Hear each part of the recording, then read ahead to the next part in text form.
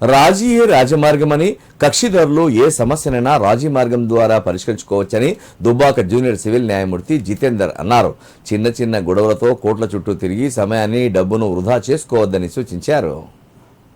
సిద్దిపేట జిల్లా దుబ్బాకలోని junior civil ప్రథమ శ్రేణి న్యాయస్థానంలో జాతీయ లోక్ అదాలత్ నిర్వహించారు.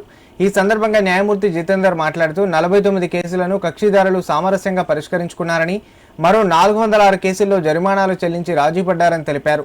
సామరస్యంగా సులువైన పద్ధతిలో సత్వర న్యాయం జరిగేలా కేసులు పరిష్కరించుకోవడానికి లోక్ అదాలత్ చక్కని వేదికగా పేర్కొన్నారు. ఈ కార్యక్రమంలో కోర్టు సూపరింటెండెంట్ యాదగిరి, న్యాయవాదులు, పోలీసులు పాల్గొన్నారు.